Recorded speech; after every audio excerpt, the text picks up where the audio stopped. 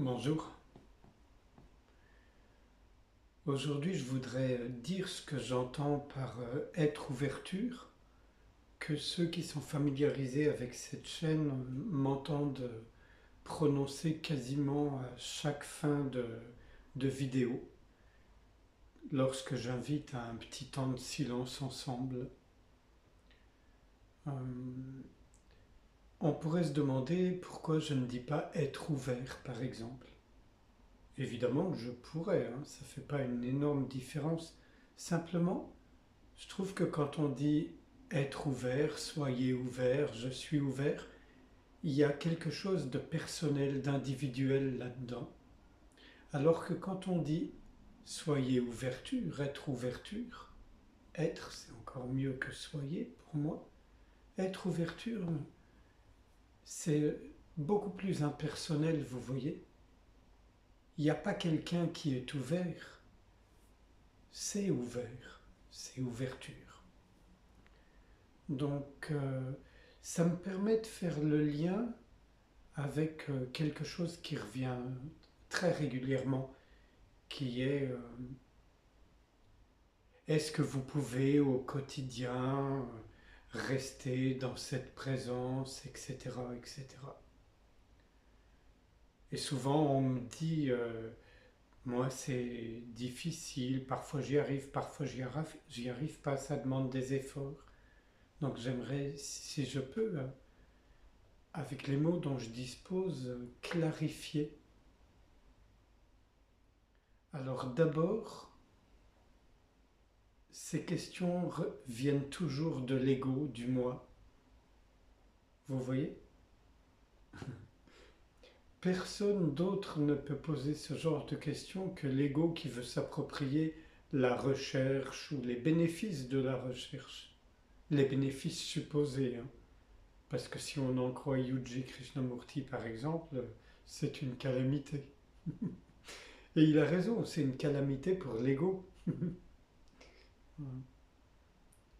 Donc, si on se rend compte de ce qu'on fait, c'est-à-dire que quand on se dit ah mais je veux rester dans la présence ou pourquoi je ne peux pas être constamment dans la présence, c'est la voix de l'ego, c'est la voix du moi-je. Et il n'y a pas de problème avec ça. L'ego n'est pas votre ennemi. La pensée non plus n'est pas votre ennemi. Rien n'est votre ennemi. Absolument rien. Ça peut faire barrage en apparence. Ça peut empêcher la reconnaissance de notre véritable nature en apparence. Parce qu'en réalité, en tout cas c'est ce que je vis et donc j'en parle ainsi, c'est que ce qu'on est toujours, toujours, toujours, toujours là, disponible, présent. La présence, elle est toujours, toujours, toujours déjà là. On en a conscience en tant qu'individu ou on n'en a pas conscience, mais ça ne change rien au fait. Alors si on n'en a pas conscience, ça vaut la peine de trouver quel geste intérieur peut nous permettre de découvrir cette présence qui est toujours déjà là, de découvrir ce qu'on est réellement, notre véritable nature. Parce qu'après, une fois redécouvert, et encore, hein, je dis redécouvert, vous comprenez le paradoxe, l'ambiguïté d'employer de tels mots. La conscience, elle n'a pas besoin de se redécouvrir. Il n'y a que l'ego qui s'imagine qu'il peut redécouvrir quelque chose d'essentiel ou qui lui échappe ou plus vaste que lui. Et le pire, c'est que c'est pas faux du point de vue de l'ego, du point de vue de l'individu. Mais est-ce qu'on peut facilement avoir comme un interrupteur qui nous permet de passer du mode individu au mode présence? Individu, présence, individu, présence. Oui, il y a des tas de façons de le faire. Il y en a, c'est par la dévotion, parce qu'ils sont touchés par des voix du cœur. quelle qu'elle soit, hein. C'est pas nécessairement religieux, je tiens à le dire. La voix du cœur, c'est juste aimer, aimer, aimer. C'est pas se forcer à aimer, c'est aimer parce qu'on aime aimer, parce qu'on est aimé, parce qu'on aime aimer. D'autres, c'est la voix de la tête, parce que ça turbine. C'est aussi très occidental, hein. On a été formé, conditionné depuis des millénaires déjà à fonctionner de manière cérébrale. Et encore une fois, c'est ni une insulte ni un problème.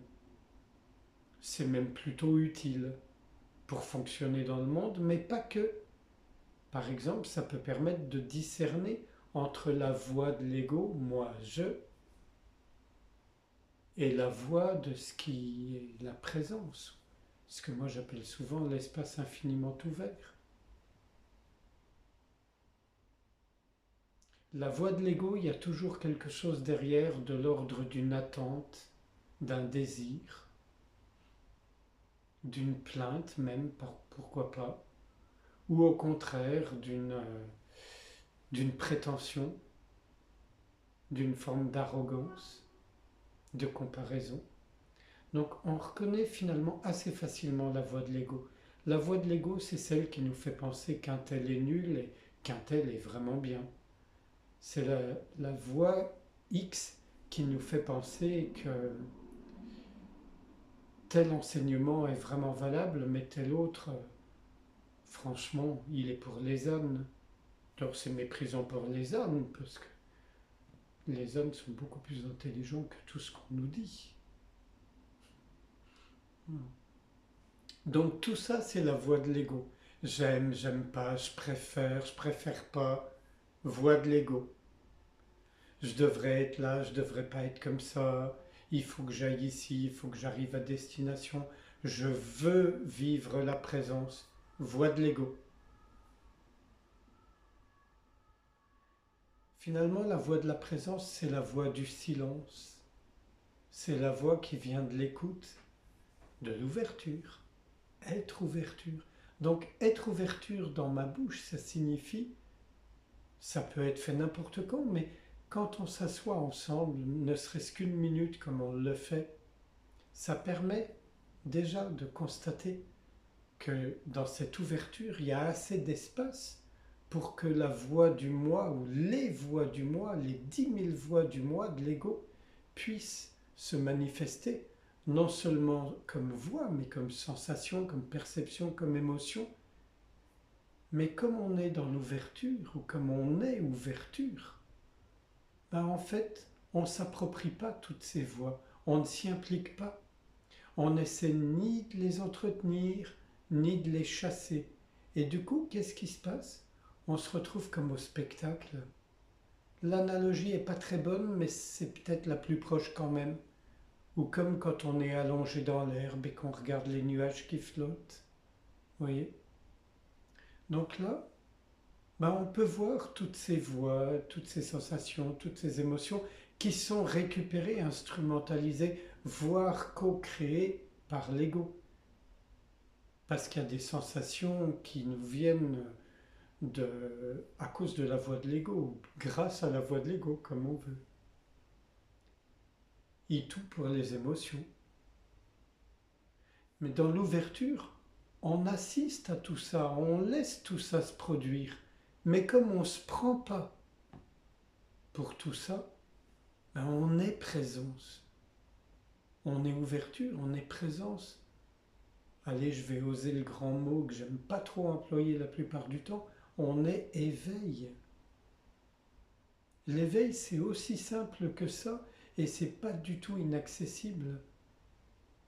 Et quand on se familiarise avec cette ouverture, on y revient aussi souvent que ça nous semble nécessaire et peu à peu ou très rapidement, ça finit par être de plus en plus sur le mode activé, sur le mode on.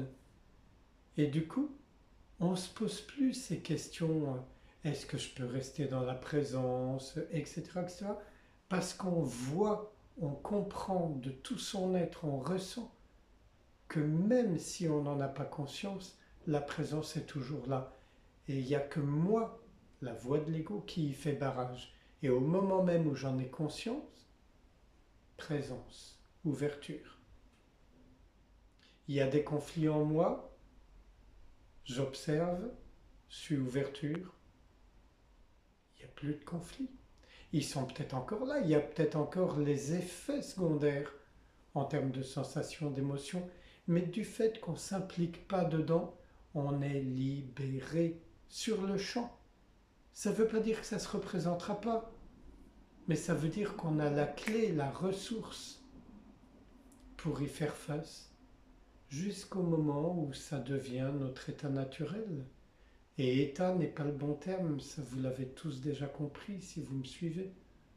On dit état faute de mieux, pardon. De toute façon, aucun mot n'est bon. Il y en a qui sont moins mauvais que d'autres, mais comprenez bien que ce n'est pas la peine de s'attacher aux mots. Donc c'est pas la peine de faire des querelles sur le mot éveil, présence, ouverture, etc. Ce ne sont que des mots. Alors en fonction de notre dictionnaire propre, de notre conditionnement singulier, on va réagir à tel et tel mot, jusqu'au moment où on comprend que ce sont juste des symboles. Et ça vaut le coup d'être à l'écoute des symboles qu'emploie l'autre si on est en conversation. Parce que ces symboles ne sont pas forcément les nôtres. C'est pas la peine de s'engueuler parce qu'on n'emploie pas les mêmes symboles ou les mêmes mots pour les mêmes symboles souvent. Vous voyez?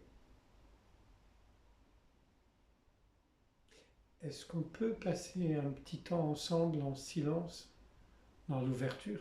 Alors moi j'aime bien fermer les yeux, mais libre à vous de les garder ouverts. Ça fait strictement aucune différence. Donc tout laisser ce qui vient, tout laisser ce qui part. C'est pas qu'on l'ignore, on en a conscience, mais on ne s'implique pas dedans.